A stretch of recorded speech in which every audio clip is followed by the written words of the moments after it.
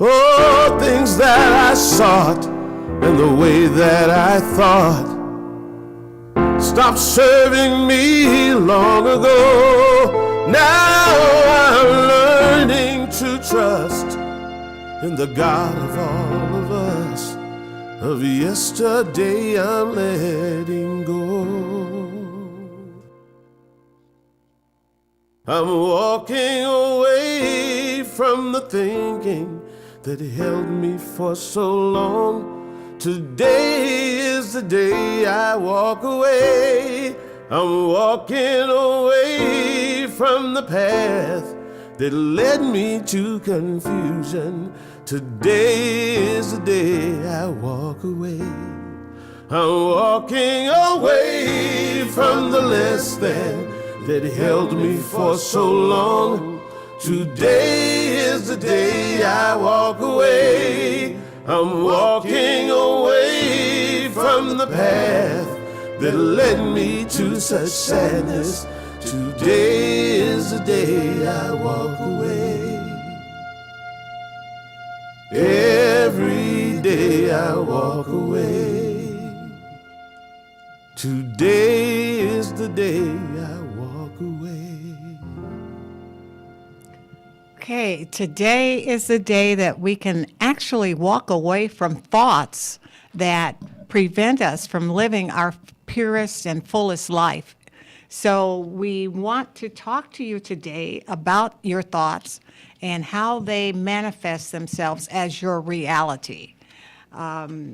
You've heard either Jean or myself mention that thoughts or things, and that is a primary premise in the teaching that we embrace, which is religious science and the unity tradition.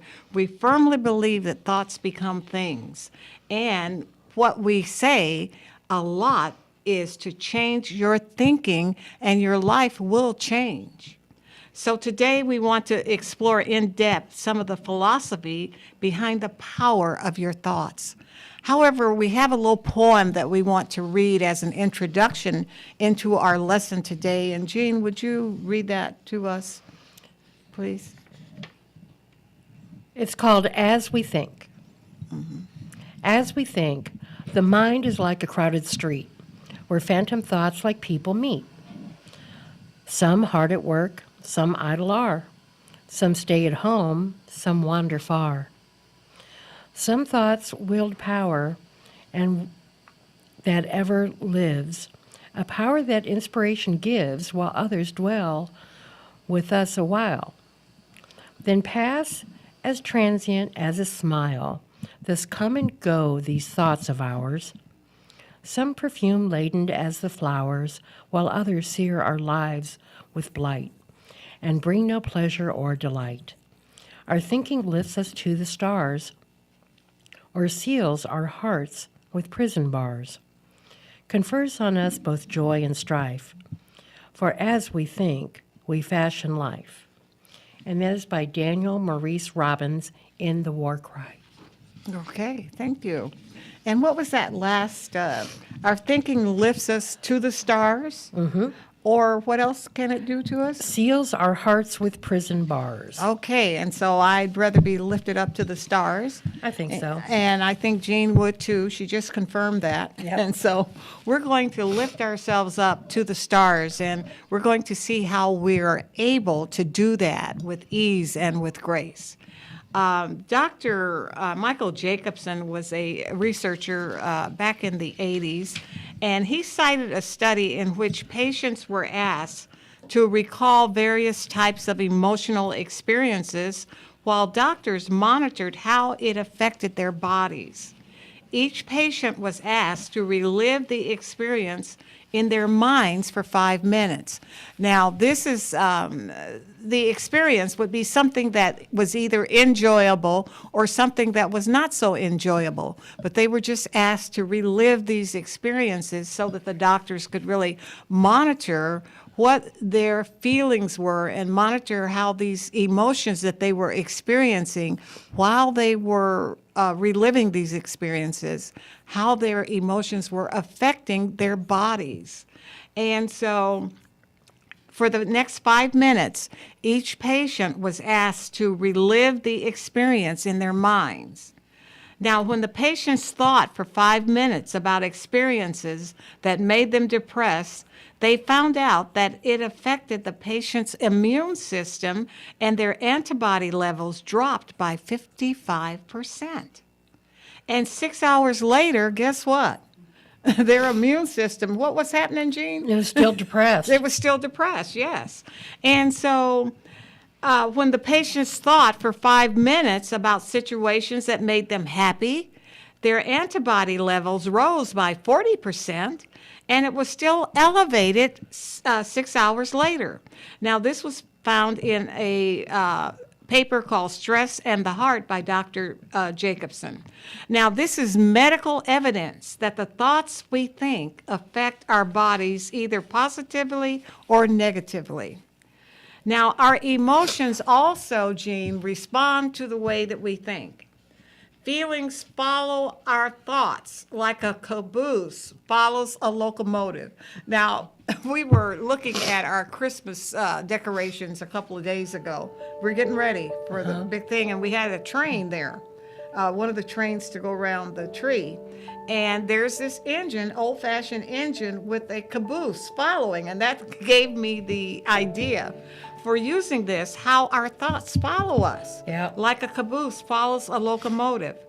And so if the locomotive goes into the valley, then the caboose will follow it down into the valley because it's being pulled like that.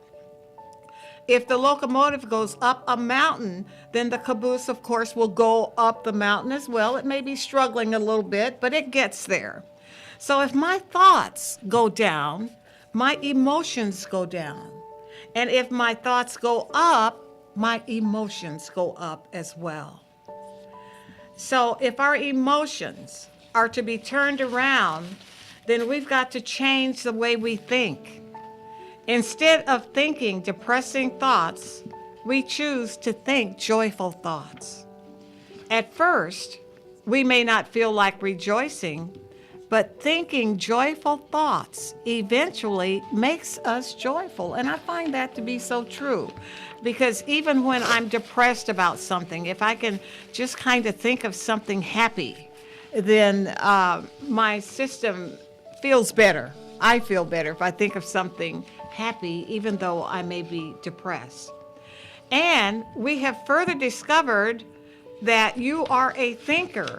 And you are unique among your fellow men, for it is estimated that 5% of the people think, 10% think they think, okay, and then 85% would rather die than actually think a new thought.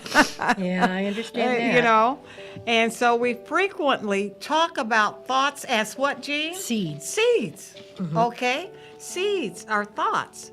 So if we are referring to thoughts as seeds, what do we actually mean by that, Jean? Well, seeds of thought, every few seconds we all get little thoughts in our heads. Okay. All kinds of thoughts, good, bad. All of these thoughts are as seeds. Okay. It's like a flurry of seeds in our minds, and we have thoughts about ourselves, about other people, about God, about our life, our past, etc. Thoughts about everything and nothing. There you go. So the thoughts are actually there, and we don't realize how many thoughts per day that we actually have, and we'll get to that a little later on in our discussion here. So it sounds like we also have the ability to grab any one of these seeds and look at it. We can keep that seed and plant it, or we can let it go back into the winds of our thoughts. Now, many of these tiny seeds we have pulled aside and began to water. Now, and many of them become full-grown plants that we have nurtured since we were young. So, Jean, tell us what exactly are some of these thoughts that we have been nurturing and watering? Well, Reverend Irma, we can have the seeds of fear, or the seeds of bitterness, Okay. or seeds of self-pity, or the seeds of lust, just to name a few. But we also have the seeds of love, the seeds of hope, and the seeds of goodness. Okay. Now, these various seeds we have been watering. We don't know sometimes that we are watering the seeds of bitterness or the seeds of anger or self pity. That's a big one. In my opinion, that's a big one because we criticize ourselves and we pity ourselves for not having accomplished a certain goal or not becoming what we wanted to become in life. And so we have a lot of pity about that, and we indulge in that pity. With some of the things that we say about ourselves, you know, that you could have done better or you know better, or those kind of words will allow us to experience pity of the self, and it's just not necessary because you're watering that. And as you grow and as you continue to evolve in this thing called life, as Ernest Holmes says, as we continue to evolve in this thing called life, then we're around sitting and being very sorry for ourselves. And we don't want to do that. We want to water seeds that allow us to be that progressive, assertive individual that's a wonderful human being. And then we have seeds of love. We plant those, and we plant those somewhat easily because we love our families and we love our friends and associates. From the time we were little, we formed friendships. And these friendships are seeded, so to speak, because we grow up with an individual that we really like and we go to school with them. And some people are able to maintain those seeds of friendship for a very long time. And that's a very positive thing. And they're very supportive of each other. And then we have what we call the seeds of hope. The seeds of hope gives us advanced ideas for expressing life on a magnificent level. And so we want to know that there are also seeds of goodness, goodness being that which allows us to express ourselves as a good and gracious human being. We do that. So everything starts with a thought. Everything starts with a thought, a passing thought. Many of us focus on a particular seed, and usually a seed associated with a hurt, a struggle, or a fear. And we grab it and start watering it because we won't let the fear go. We won't let the anger go. We won't let the hurt go because somebody really hurt my feelings. And I'm just not going to forgive them for that. And so we're watering that seed of unforgiveness and bitterness, and we want to let it go. However, if we don't let it go, if we don't water it, then if we let it go, then it has no impact on us or our lives. But if we water that seed of anger, of hurt, then it begins to grow. And one thought becomes an idea, and we become very anxious, a desire, and can eventually become a sadness or a resentment or a regret. And left to grow, it can become an obsession, it becomes a phobia or a dark cloud, and the results can be a real mess in your life. Does that make sense? It does. It does, okay. Now, suppose, for example, you're having a really good day and you walk by a stranger who reminds you of someone you once loved. Well, you start to think about that person and how your relationship was so beautiful and special. Okay, now, we all have episodes like that in our lives because we've lived this long. And so those are some of the episodes that happen to us. But what happens if you keep watering the seedling and it continues to grow? You then come to the part when the relationship soured, and before long, after playing and replaying the past, you're blue and your happy day has taken a free fall. That happens to us a lot. The seedling continues sprouting, and instead of being blue, you're now seriously depressed, and stress becomes your best friend. Okay, anybody been there? To the point where it begins to affect your thought processes and your daily life.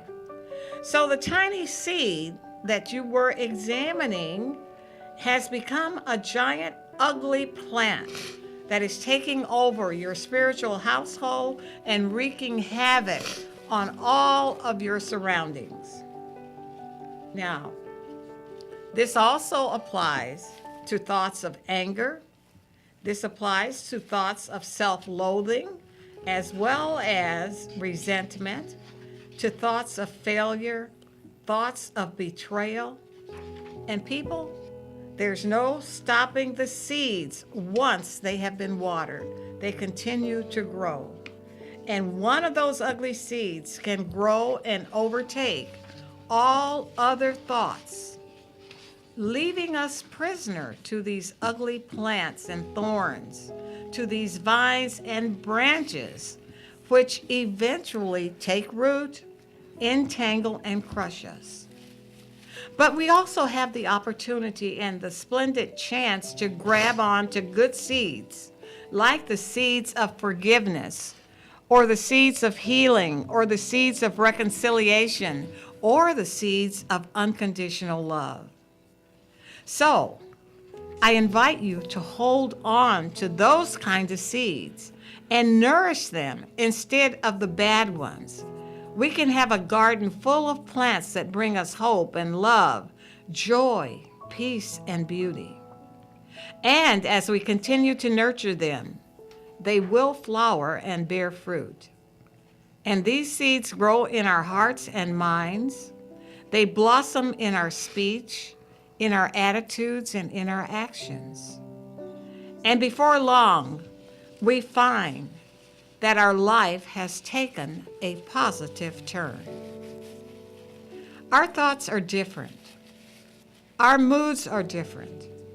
And we have changed for the better. We also have the strength, the understanding, and the wisdom to resolve and undo the fruits of our bad plants. When we pass on the fruits of these plants, we give these seeds to others, and soon there is an amazing garden community. I can recall, Jean, when I was a child, we always had a garden, especially in the summer and early fall of the year. And many times the seeds that we planted were seeds that we had harvested from the previous year, but kept available to dry out and do what it is that seeds do in the interim there. And then we would plant them, and then they would start to sprout. We'd water them and nurture them, and they would sprout and create new plants of the same kind of seed that we planted. So if we planted tomato seeds, of course we would get tomato plants. And if we planted seeds of corn, of course we would get a stalk of corn. So the idea being that when we plant seeds of unforgiveness in our mental state, in our spiritual state, then what we want to know is that we will reap more unforgiveness in our life. And so we want to be able to reap the benefits of planting very positive seeds in our lives. And therefore, we can have an amazing garden. And guess what? A lot of people were able to share the best of their seeds with each other. We did that as spiritual, community. And so we had a wonderful garden community of people sharing, the best of their crop, the best of their seeds. So it's never too late to start fresh by allowing Spirit to clean your house of the old, dead, fruitless, monstrous plants. And you are therefore to plant the fresh seeds of faith, hope, and love. Now, how do we do that? How do we plant these seeds of faith, hope, and love?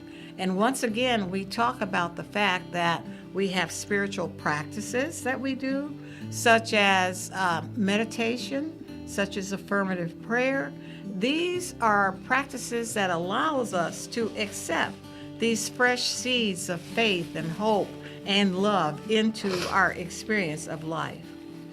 And so every thought that runs through your consciousness has the potential to bring you joy or to make you a prisoner to some negative stuff. And we have the potential to grow anything. Just be careful which seeds you actually water. Now, Jean, what would you say is planting a seed? What would you say about that? Well, it's a simple act of setting something into motion that will help you create the life that you want to lead. Okay. It's taking a moment of sorrow and realizing that you can use it to fuel you. Seeds take time to grow. Yes, they do. They take a little time. They take a little TLC, we might want to say, tender loving care. I can remember many years ago when having houseplants was the big rage. And everybody had lots of houseplants in their home. And you would buy houseplants from vendors on the street. You'd buy them from the market. People would give you cuttings, to plant. And everybody had a lot of houseplants. But it also took a lot of love to maintain those plants. So a lot of times the houseplants would die because people didn't know.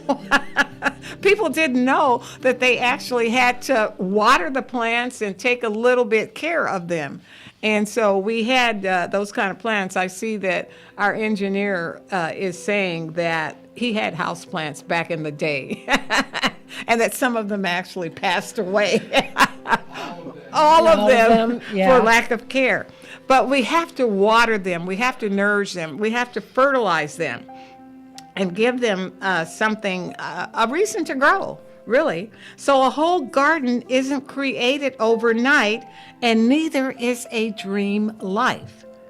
So by focusing on the positives and seeing the little seeds that start to peek out from the earth in the form of something new, then we have for ourselves progress. And we're able to make progress in our journey to start living the life that we've always wanted by planting positive seed thoughts in our experience of life.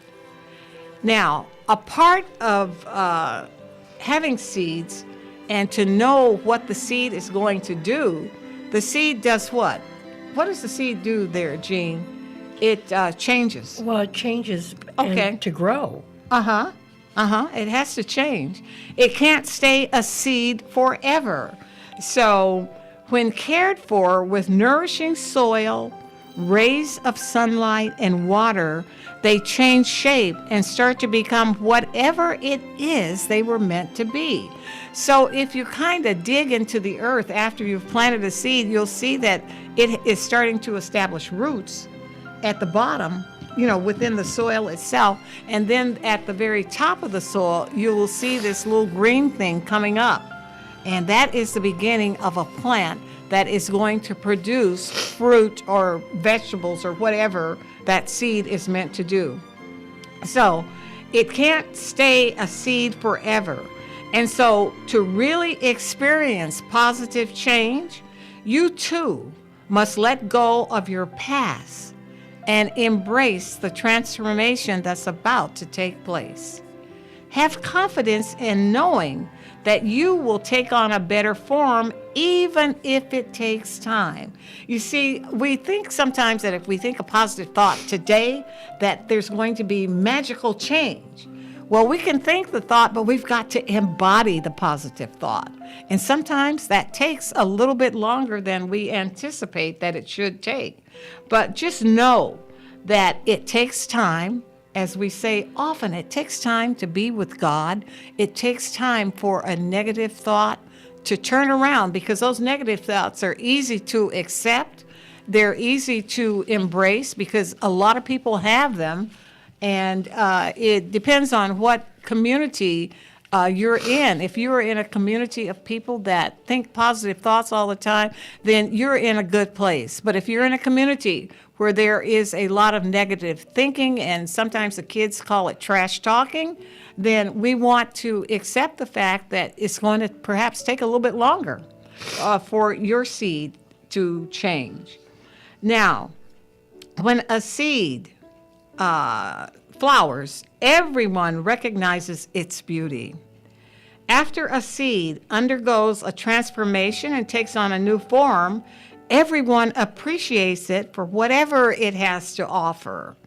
whether it's a smile-inducing sunflower or a crisp carrot. We were driving down the freeway a couple of days ago, and I saw on the side of the road kind of like just a garden of sunflowers. I don't know what it is about sunflowers that make everybody so happy, but they are a happy flower, and they just look happy, you know. So and then I love carrots, of course. But there's a difference between a sunflower and a carrot, but they both make you happy and give you some sort of comfort. So each seed has something new, something more to contribute. And how did it get to this point? With time and transformative change. So go out there and start planting seeds in your life, no matter how hard or pointless it may seem right now. With a little time and patience and hard work, what now seems like an empty dirt plot will be filled with beauty and growth. One of the things that is taught in Science of Mind classes is the seed-soil combination. And what happens is when you put a seed in the soil, and it starts to make its change, and you can see that happening. So when we plant seeds of positive thoughts within our being, it takes a little time, but eventually whatever appears to be negative will change and become a very positive thought for you. So once again, you are encouraged to go out and plant seeds of positivity in your life, no matter how hard or how pointless it may seem. Now, just like a beautiful flower attracts butterflies, your life will be a magnet to the right kind of people that truly make it one worth living. So what happens is when you start to change, because of your planting seeds of positivity in your life, you will attract into your experience people who are on the same path that you are, people that are changing their lives for the better. And so it just makes it so much easier. And it's just kind of automatic. They just kind of show up in your life. It's a little bit of spiritual synchronicity, I would say. They show up and they support you as you begin this magnificent transformation. Just knowing that thoughts are ingrained in our lives, I want to share with you a story about how things ingrained in your mind can show up. Now, in the middle of a wedding ceremony, a jewelry store manager was exchanging rings with his soon-to-be spouse. And as he slipped the ring onto his bride's finger, he said, "With this ring, we guarantee a full refund if the customer is not completely satisfied." So he stepped into his sales pitch as opposed to the wedding vows. But the sales pitch was firmly ingrained in his mind. It was a thought that he had actually utilized day in and day out as a salesperson in this jewelry store. But I'm sure after a little bit of laughter that everyone got through that, and they said the right vows. But what's ingrained in your mind?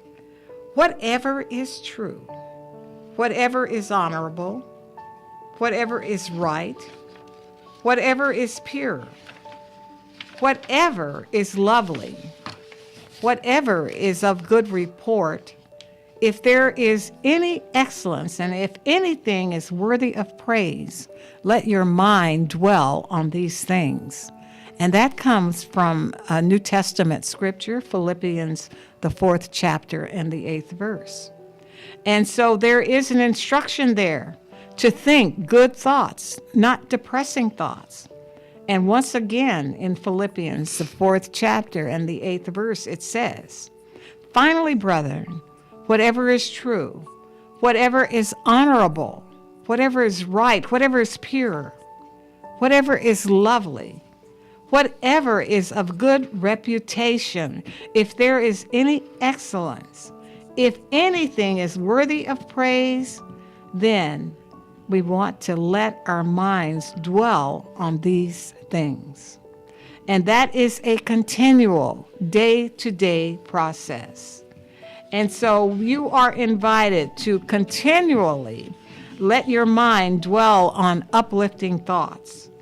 It releases chemicals called endorphins into our bodies that correct the chemical imbalances caused by depression. Our thoughts make us. They are the silent builders of the temple of character that we are rearing. They give color and form to the whole building. If we think truly, we are rearing a fabric whiter than Parian marble. If our thoughts are evil, the fabric that is rising within us is blemished. The inner and the outer life will always correspond in the end.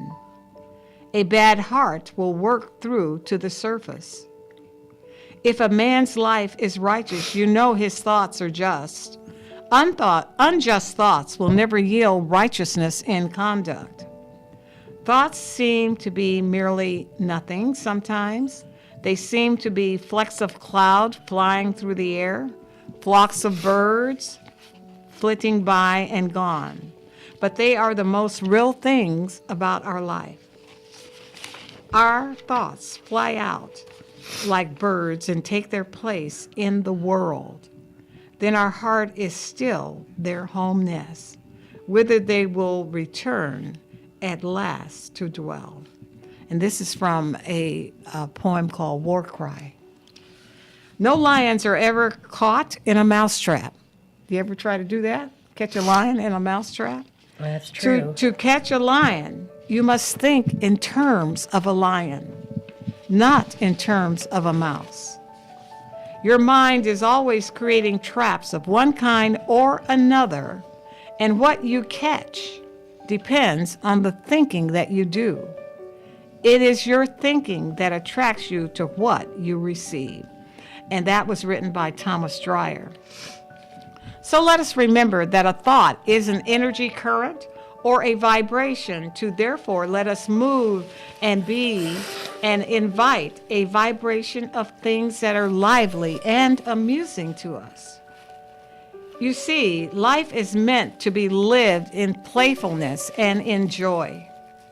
You want to associate with people who are joyous and full of positive energy coming from the pure nature of Holy Spirit. There is no limit to the power of positive thinking, and you can attract to your heart's desire the use of this energetic vibration.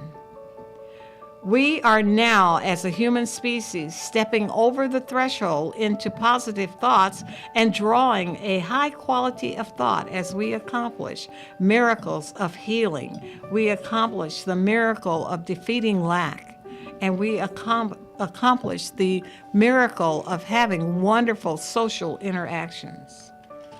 So I invite you to change your circumstances by changing your thoughts and move from happiness to greater happiness and total and unlimited joy and peace.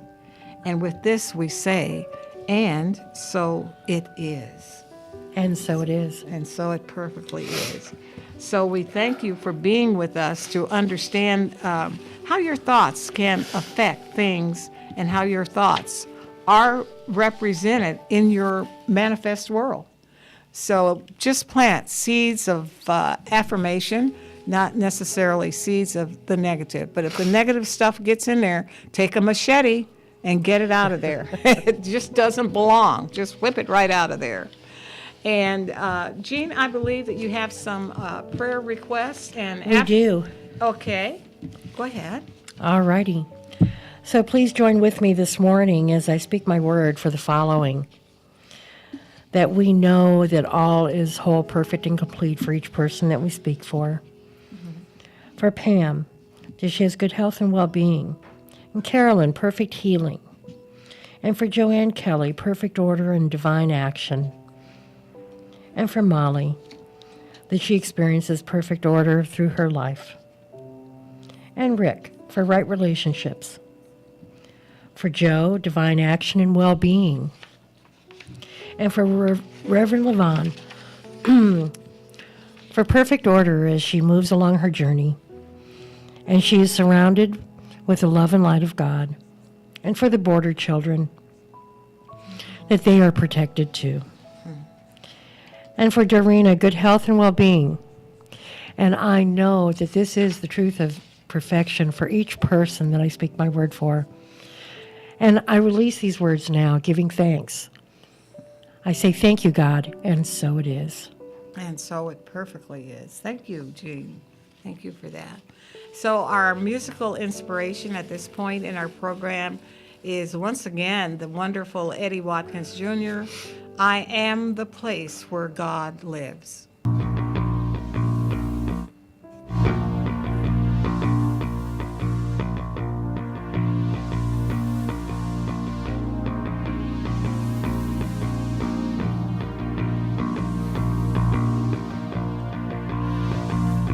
Am I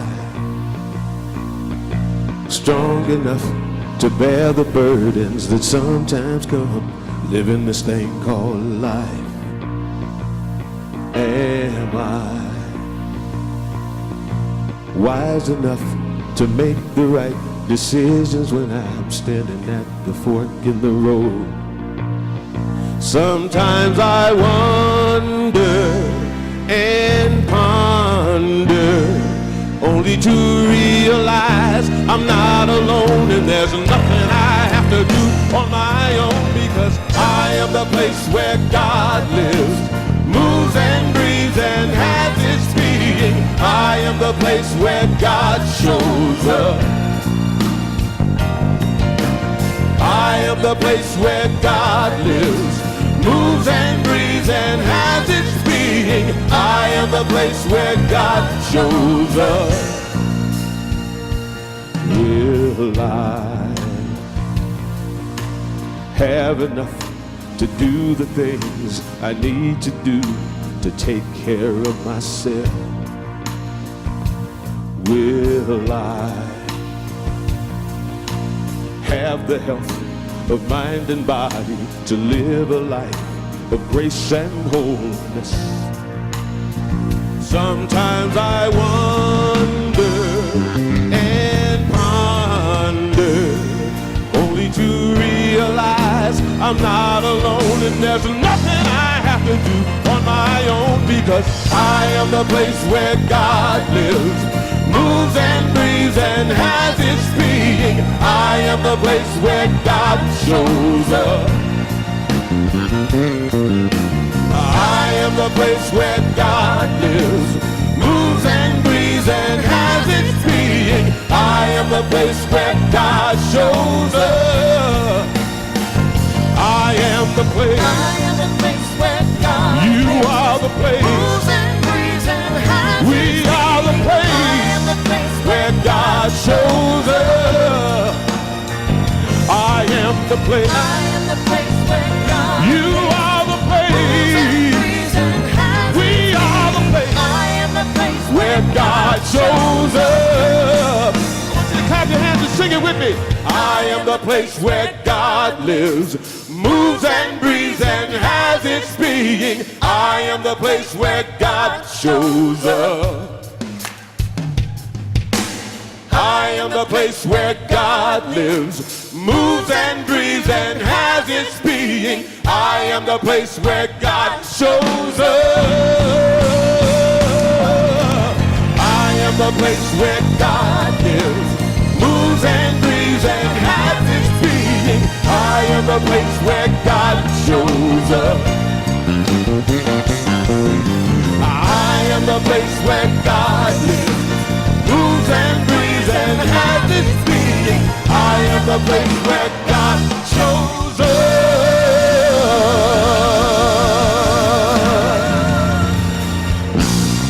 Eddie Watkins, can I have some more of that? Can we have some more of that? A little more? A little more. I am the place where God lives, moves and breathes and has its being. I am the place where God shows up. I am the place where God lives, moves and breathes and has its being. I am the place where God shows up.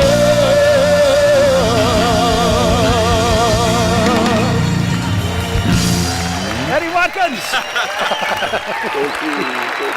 Okay, that is so wonderful to know that we are actually the place where God shows up, and we are quite able to do the work that God has assigned us to do when we recognize and know who and what we are. For who we are children of the universe, and what we are, simply put, is God expressing itself as each one of us, a myriad of forms.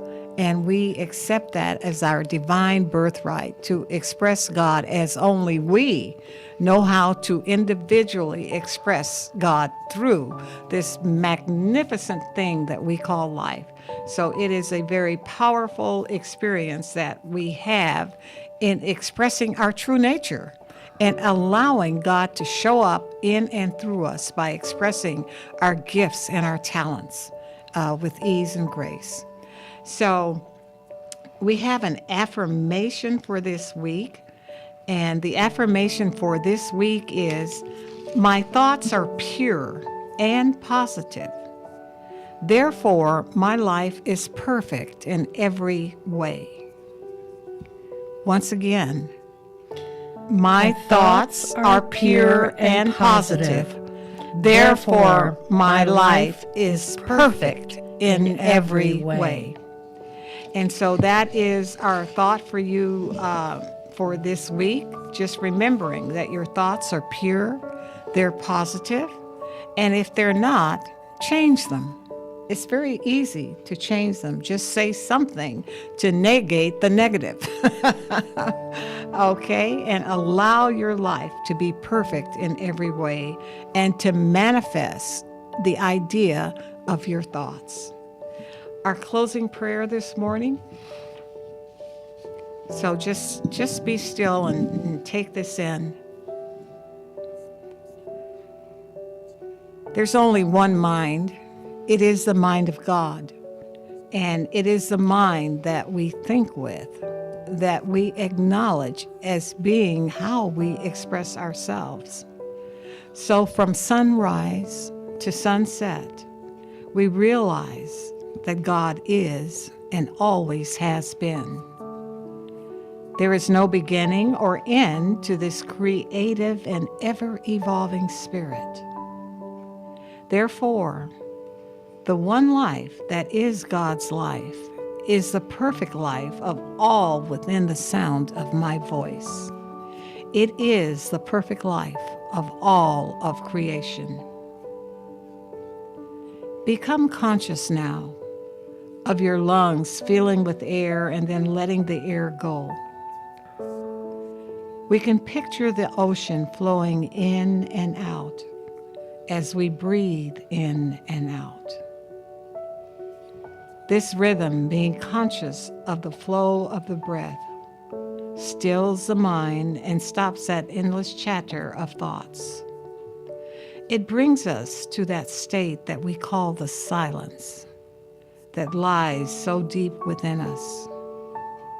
And like the depths of the ocean, all is still, and yet all is still vitally alive.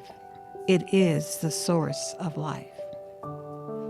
And so I ask that we spend a few minutes or so following our breath in and out. And if you wish, continue to picture the ebb and flow of the ocean as you do so. And in so doing, we realize that God, once again, is all that there is, always has been, always will be, eternal in its scope. We offer prayerful support for all world leaders, knowing that they are transformed as they lean not to their own understanding, but rely solely on spiritual direction.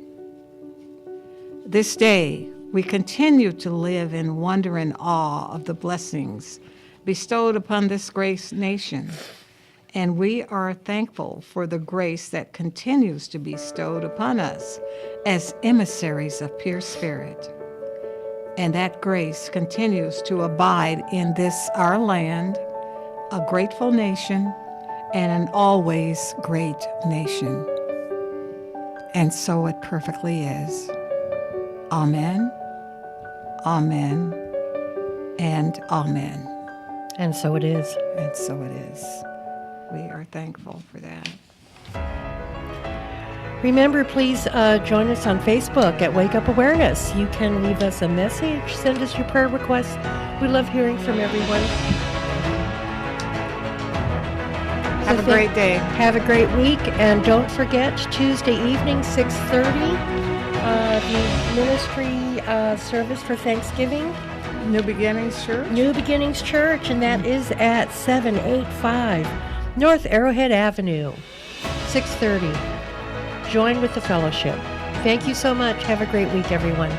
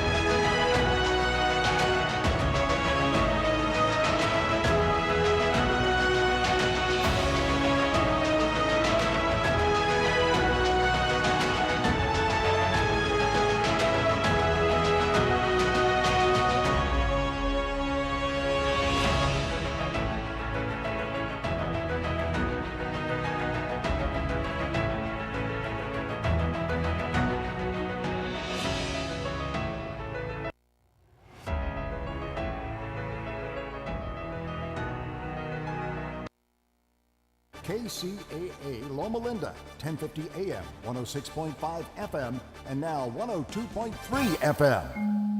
I'm Jeff Biggs, and a big day of NFL football kicking off at the top of the hour. 8 early games, including Tom Brady and the Patriots in Nashville to face their former teammate Mike Vrabel and the Titans. Great person. He was a great teammate, and I'm sure he's brought those things to the locker room, just being a really mentally and physically tough player. And I'm sure he wants his players to be the same. So they're playing hard, and they have confidence as a team. They win different ways. Offensively, they've, done great in some situational things. Defensively, they've played really well. And that's kind of what he's always been about. Was a great player. He's, doing a great job as a coach. Well, Brady's current teammate, Rob Gronkowski, made the trip to Nashville, but he is out again, inactive. The Patriots riding a 6-game winning streak. Drew Brees and the Saints, they've won 7 in a row. They're on the road at Cincinnati. The 8-1 Chiefs, favored by 15.5 at Arrowhead against the Cardinals. Sammy Watkins, also inactive today for Kansas City. The surging Falcons are in Cleveland to take on the Browns. It is likely an elimination game in the AFC South. The 3-5 Jags coming off their bye week at Indy to take on the 3-5 Colts. Leonard Fournette is back today for Jacksonville. The Bears will host the Lions at Soldier Field. The Redskins are at Tampa Bay, and it's going to be Josh McCown versus Matt Barkley as the Jets host the Bills at MetLife. There are 3 late games with the Rams set to host the Seahawks in L.A. Also, the Raiders home to take on the Chargers. The NFL still monitoring the wildfires in both Southern and Northern California. Could affect tomorrow night's Monday night game between the 49ers and the Giants. Tonight, Sunday Night Football on NBC, the Cowboys and the Eagles, with Golden Tate set to make his Philly debut. And in college football, breaking news this morning, Bobby Petrino has been fired at Louisville. The Cardinals have lost 7 straight. They're 2-8 on the season. I'm Jeff Biggs, NBC Sports Radio.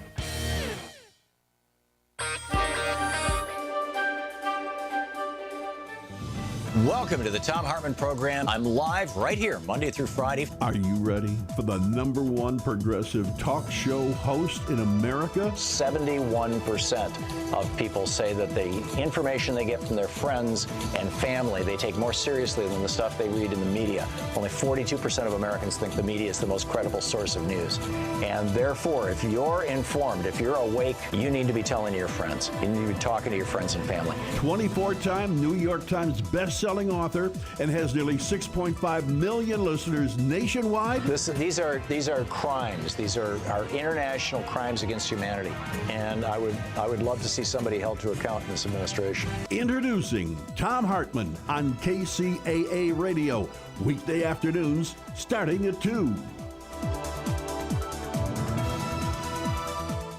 Odie Berkeley Group in Colton reminds listeners that our nation was built on hard work, dedication, and honor. No one exemplifies these qualities better than the members of our military. As these brave men and women return home, let us help our businesses and our country by considering them first when we hire. This message is from Odie Berkeley Group, 575 East Carry On Drive in Colton. Call 370-0911, reminding us that our freedom has never been free. Attention business professionals, join KCAA for the 2018 Inland Empire's largest mixer on Tuesday, November 13th at the Riverside Convention Center. Don't miss this great opportunity to make new business connections that can help you grow your business. While there, make sure to drop by the KCAA booth and learn how to build your brand using radio. Inland Empire's largest mixer, Tuesday, November 13th from 4 to 8 p.m. at the Riverside Convention Center. For more information, visit iemixer.com. That's iemixer.com. Now, here's a new concept: digital network advertising, where businesses display your ad inside their building. If a picture's worth 1,000 words, your company is going to thrive with digital network advertising. Choose your marketing sites or jump on the DNA system and advertise with all participants. Your business ad or logo is rotated multiple times an hour inside local businesses where people will discover your company. Digital network advertising, DNA, a novel way to be seen and remembered. Digital network advertising with networks in Redlands and Yucaipa. Call in the 909 area 222-9293 for introductory pricing. That's 909-222-9293.